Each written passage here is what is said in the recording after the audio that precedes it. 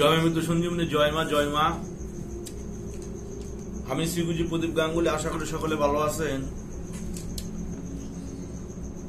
আমার চ্যানেল মা মৃত্যু সঞ্জীবনী, সেখানে আমি নানান প্রকার মন্ত্রাদি উপস্থাপন করি। আজকে একটা বিশেষ মন্ত্র দেব, যেটি সকলে করতে পারবেন, যেটি জব করতে, যেটা কাজ করতে সকলে করতে পারবেন। এটি হচ্ছে একটি সাধনা। কি সাধনা? সাধনাটার নাম হচ্ছে দেবী সুরসুন্দরী সাধনা। সুরসুন্দরীর নাম শুনেছেন? এই সুরসুন্দরীটা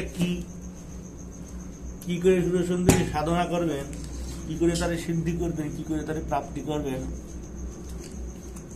এই নিয়ে বহু সাধক, বহু তান্ত্রিকের মধ্যে নানান মত প্রবর্তিত হয়েছে।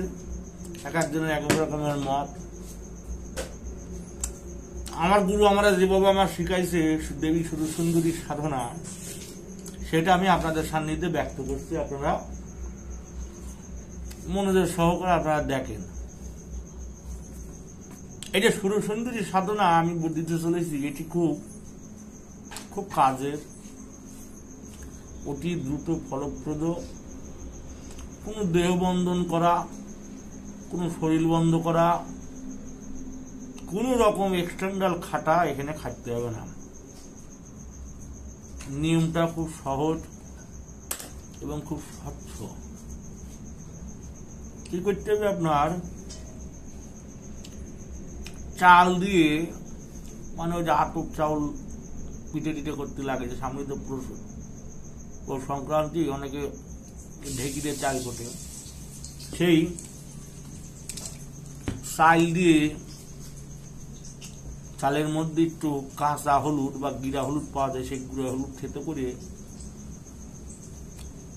চালের মধ্যে সামান্য গিরা হলুদ দিয়ে, একটু গোলাপ জল, একটু আতর, একটু কুমকুম, একটু গোসনা, গরুর প্রসাদ, এই 4 রকম জিনিস দিয়ে, গোলাপ জল দিয়ে সেনিয়ে একটা,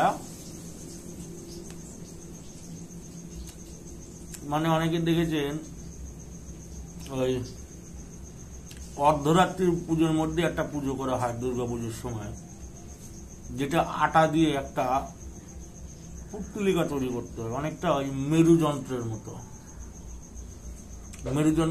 হয়।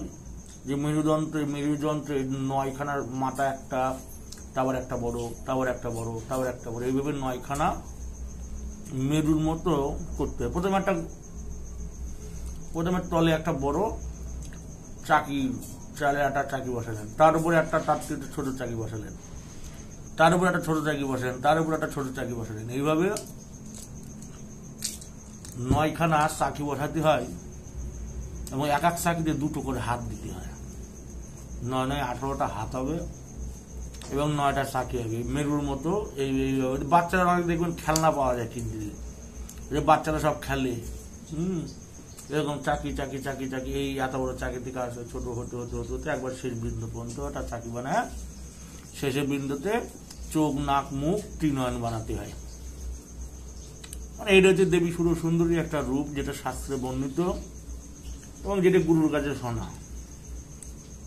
গুরুবধূ জিনিস শাস্ত্রে এত পুঙ্খানুপুঙ্খ বিস্তারিত করা নেই, কিছু জিনিস দেওয়া আছে। গুরুর কাছে শুনেছি আমি, শুনে যেটুকু জানি সেইটুকু আপনাদের সান্নিধ্যে আমি পেশ করছি। করে নিয়ে সেই সুরসুন্দরী কৃত সেই পুত্তলিকায় চক্ষুদান প্রাণ প্রতিষ্ঠা করতে হয় গুরুর বীজ মন্ত্র দিয়ে। বা যে হচ্ছে উদ্দিষ্ট মন্ত্র যেটি জপ করতে হবে, সেটি দিয়ে জপ করলে প্রাণ প্রতিষ্ঠা চোখদান করা যায়। ত্রিনয়ন করতে হবে, 2টো চোখ দিতে হবে, নাক মুখ দিতে হবে। সেই পুতুলকে চূর্ণি পরাতে হবে, মানে ওন্না পরাতে হবে, ওন্নাতে ঢেকে দিতে হবে পুটাটা। 14 প্রাণ প্রতিষ্ঠা এই যে মন্ত্র আছে, এটি দিয়েও করা যাবে। শিব মন্দিরে বসবেন, শিব মন্দির ছাড়া করলে কিন্তু ক্ষতি হয়ে যাবে। শিব মন্দিরে বসে বাবা ভোলানাথের সামনে একটি মাটির থালার উপর সেই মূর্তিটা রাখবেন, যেখানে বাবা ভোলানাথের পুজো করবেন। যেমন নিত্য পুজো করা হয় সেরকম নিত্য পুজো করবেন, করে ধূপ দ্বীপ দেখাবেন। আরতি করার পর ঠিক সন্ধিকালে, সন্ধ্যের সময় কাজ করবেন। সন্ধিকালে, সন্ধ্যের সময় আপনি এই মন্ত্রটি উত্তর দিকে মুখ করে, অবশ্যই শিবের যে জনিটা সেটা উত্তরে থাকে, তাহলে আপনাকে বসতে হবে পূর্ব দিকে মুখ করে।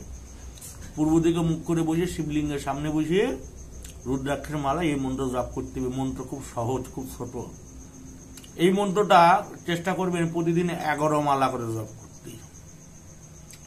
প্রতিদিন 11 মালা করে জপ করবেন। 11 দিনের মধ্যে সাধনা সিদ্ধি হবে। সাধনায় সিদ্ধি হলেই প্রথমে নানান প্রকার স্বপ্নের মধ্যে ভীতিজনক সমস্যা হবে। যাদের স্বপ্ন দোষ আছে, যাদের নাইট ফলস আছে, যাদের বীর্য পাতলা, ধাতু পাতলা, ধাতুর রোগ আছে, কোমরের রোগ আছে, বেশিক্ষণ বসে থাকতে পারে না, শরীরে গ্যাস্ট্রিকের সমস্যা, সাইনাসের সমস্যা, মাইগ্রেনের সমস্যা, তারা এই সাধনা করবেন না। বক্তব্য, এই সাধনা করতে করতে সেরে উঠা যায় না। লাল রঙের বসন পরবেন, পরে নিয়ে প্রতিদিন উত্তর দিকে মুখ করে 11 মালা করে জপ করবেন। 11 দিন সন্ধ্যেবেলা থেকে রাত্রি 11টা পর্যন্ত জপটা চালাই যাবেন। যত তাড়াতাড়ি আপনি করতে পারেন। সন্ধ্যেবেলা ওই সন্ধ্যে 7টার পর বসে যাবেন। বসে নিয়ে রাত্রি 11টা পর্যন্ত প্রতিদিন জপ করবেন। 11 দিনের মধ্যে মা সুর সুন্দরী সিদ্ধ হবে। একাকিত্বের মধ্যে করবেন। কোনো অঙ্গী সাধক, অঙ্গরক্ষক হিসেবে কোনো সাধক যাতে আপনার কাছে থাকে। একা অবশ্যই ক্রিয়া করতে যাবেন না, ক্ষতির সম্ভাবনা হবে। মা যখন সশরীর এসে উপস্থিত হবেন, তখন যে অঙ্গী সাধক থাকবে, অঙ্গরক্ষক হিসেবে যে সাধক থাকে, একজন একা তো সাধনা করা যায় না, একজন লাগে সাথে। মা যখন আসবে সে কিন্তু ঘুমায় যাবে সে সাধক। আমি ক্রিয়াটা করেছি, আমি মায়ের চাক্ষুষ দর্শন হয়তো কপালে নেই বলে পাইনি, কিন্তু স্বপ্নের মাধ্যমে মায়ের পূর্ণ ছবি, পূর্ণ রূপ আমি স্বপ্নে দর্শন করেছি। এবং মায়ের ক্রিয়াটি যা দেখছেন, যতটুকু চলি মায়ের ক্রিয়াতেই চলি। সুরসুন্দরী একটা হচ্ছে, একজন হচ্ছে যক্ষিণী, যাকে মাতৃরূপে ভজনা করতে হবে, মা বলে আহ্বান করতে হবে। 11 দিন সাধনা করতে করতে নানান প্রকার যাদের সমস্যাগুলো বলেছি, তারা কিন্তু জব করতে যাবেন না, সাধনায় বসবেন না। কুমার হয়, বিবাহিত, সবাই জব করতে পারি। বিশেষ কঠিন কোনো নিয়ম না, খালি কয়টা নিয়ম পালন করতে হবে। খাটে শুতে পারবেন না, মরা কাটে শোয়া যাবে না, জুতো পায়ে দেওয়া যাবে না, যানবাহন চলা যাবে না, মাথায় ছাতা ব্যবহার করা যাবে না। ছাতা ব্যবহার করতে পারবেন না, জুতো পরতে পারবেন না, যানবাহন চলতে পারবেন না, মরা কাটে শুতে পারবেন না। এই কটা নিয়ম পালন করতে হবে। এবং যে কদিন সাধনা চলবে সে কদিন হচ্ছে যারা বিবাহিত, স্ত্রী সহবাস নিষিদ্ধ। চিন্তা করবেন একটু ব্রহ্মচর্যের মধ্যে থাকতে। ব্রহ্মচর্যের মধ্যে তান্ত্রিকদের আবার কিসের ব্রহ্মচর্য? হ্যাঁ, মাছ মাংস মদ ছাড়া তান্ত্রিকটা কিছু চলতে পারে? চেষ্টা করবেন সে কটা দিন যাতে সেই কাম নামক যে পিচাসটা আছে, পশুটা আছে, তারা দমন করতে চেষ্টা করবে না। এক ফোঁটা বীর্য বেরিয়ে গেলে কিন্তু সাধনা ভঙ্গ হয়ে যাবে, এবং সাধনা ভঙ্গ হলে কিন্তু ক্ষতির সম্ভাবনা 99.9% থাকবে।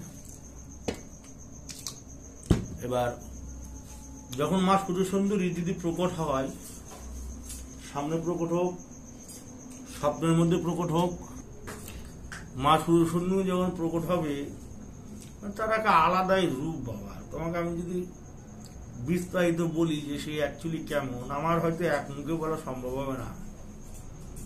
মানে আলাদাই একটা বস্তু। এ সিদ্ধি করতে পারলে বাবা বহু কাজ সাধক জীবনে ছোট থেকে শুরু করতে হয়, ধীরে ধীরে ধীরে ধীরে উপরে পরম ব্রহ্ম পর্যন্ত পৌঁছাতে হয়। এগাটা সিগাটা ধাপ। স্বপ্নের মধ্যে আমি পাইছি তারে যখন আহ্বান করি, তারে যখন ডাকি, আমি তার অস্তিত্ব আমি উপলব্ধি করতে পারি, কিন্তু চাক্ষুষ তারে রক্ত মাংস চামড়ার চোখে কিন্তু আমি এখনো তারে পাইনি। আমি তারে চামড়ার চোখে এখনো পাইনি। যত প্রতিটি মানুষের ত্রিনয়ন থাকে, ত্রিনয়ন যেদিন উদ্ভাসিত হবে সেদিন পূর্ণরূপে তারে পাওয়া যাবে। ত্রিনয়ন খোলা মানে সেই হরিণের কস্তুর, হরিণের যখন নাভি পেকে যায়, হরিণ যেমন পাগল হয়ে যায়, ছটপট ছটপট করি অরণ্য ঘুরিয়ে বেড়ে, কোথায় সে গ্রানের উৎস। সাধকের যখন নাভি পেকে যাবে, ত্রিনয়ন উদ্ভাসিত হবে, সে যখন নিজে পাগল হয়ে যাবে। এটা সাধনাটা আমি দিচ্ছি, এটা করবেন, কিছু অলৌকিক শক্তির উৎস পাবেন। কিছু নূপুর পরে কেউ হেঁটে বেড়াচ্ছে, চলে বেড়াচ্ছে, অজানা গন্ধ, অজানা পুষ্পের সুগন্ধি গন্ধ চারির সময় বিরাজ করবে। স্বপ্নের মধ্যে যদি মায়ের কিঞ্চিত কৃপা পান তাহলে আপনার জীবন সার্থক। কোনোদিন ধনে অর্থে টাকা পয়সার জীবনে অভাব হবে না। দারিদ্রতা নামক বস্তু আপনাকে স্পর্শ করতে পারবে না। যত কঠিন বিমর্ষপূর্ণ পরিস্থিতি থাক না কেন, মা সেই পরিস্থিতি থেকে আপনাকে উদ্ধার করবেন। মাকে স্মরণ করলেই বড় বড় বিপদ থেকে আপনি উদ্ধার হবেন। যে কোনো বড় বড় বিপদ থেকে মাকে একবার স্মরণ করার মাত্রই মা আপনার সেই পরিস্থিতি, মা সেই সমস্যা থেকে আপনাকে মা বের করে দেবে। আর কি চায় একটা মানুষের জীবনে? হিউম্যান বিংস হয়ে, মানব সন্তানে আর কি প্রয়োজন? এই তো অনেক। তবে মন্ত্রটা খুব ছোট মন্ত্র, 11 মালা জপ করা প্রতিদিন কোনো ব্যাপার না। মন্ত্র বলি, যখনই সে প্রকট যে অবস্থাতে হোক মা বলে সম্বোধন করবেন এবং এই ক্রিয়াটা করে যাবেন। আমি এই ক্রিয়া 6 মাস করেছিলাম, 6 মাস যাবত এই ক্রিয়া করেছিলাম। আমি গুরুদেব বলেছিল 11 দিন করতে, 11 দিন হয়তো রাশি ভালো না, ভারী রাশি বা তন্ত্রে কোনো বাধা ছিল যে কারণে হয়তো আমার এত সময় লেগেছিল। এবার কারো যদি তন্ত্রে কোনো বাধা নিষেধ না থাকে সে 11 দিনই প্রাপ্ত হতে পারবে। হাল ছাড়লে বাবা চলবে না। আপনি 1 দিন 2 দিন 10 দিন 20 দিন জব করে যদি হাল ছেড়ে দেন, হাল সাধনার অপর নাম হচ্ছে চেষ্টা করা বা প্রয়াস করা। বড় বড় সাধক মানুষ, মহামানুষ, তারা যদি একবার চেষ্টা করে তারা যদি সফল হয়ে যেত আলাদা হবে। তারা বারংবার শতবার চেষ্টা করার পর তারপরে তারা একটা কিছু করতে পেরেছে, সমাজে প্রতিষ্ঠিত হতে পেরেছে এবং তাদের দুনিয়াভর মানুষের চেনে। ঠিক একই প্রকার যারা হার্মিক স্বভাবের, যাদের কপালে আসে তারা চট করে জিনিস পায় না। আবার অনেকে দেখা যায় অনেকে চট করে পেয়ে যায়। পূর্বজন্মে কিছু স্বীকৃতি ভিন্নতে কিছু হয় না বাবা। এটা সাধনা আমি দিয়ে দিচ্ছি, আপনারা করবেন। নারী মেয়ে ছেলে কোনো মতে দক্ষিণী সাধনা করতে যাবেন না, পুরুষেই করবেন। পূর্ণ ব্রহ্মচর্যকে কোনো বন্ধন দেওয়ার প্রয়োজনে যে কটা নিষেধাজ্ঞা করেছি সে কটা নিষেধাজ্ঞা মানবেন, মানলে কাজ হবে। মন্ত্র বলি, যার জন্য এতক্ষণ ধরে আপনারা অধীর আগ্রহে আমার ভিডিওটি দেখছেন। মন্ত্র হচ্ছে ওম হ্রিং আগচ্ছ সুরসুন্দরী সাহা। ওম হ্রিং আগচ্ছ সুরসুন্দরী সাহা। ওম হ্রিং আগচ্ছ সুরসুন্দরী সাহা। একদমে একবার মন্ত্র জপ করবে, পূর্ণভাবে, স্পষ্টভাবে, শুদ্ধভাবে। ওম হ্রিং আগচ্ছ সুরসুন্দরী সাহা। এই সামান্য একটি মন্ত্র মনে হলো এর প্রভাব, এর ক্ষমতা বহু। এর যে ক্ষমতা আমি যদি শতমুখে বলি, এর মন্ত্রের কার্যকারিতা কতটা আমি বলতে ব্যর্থ হব।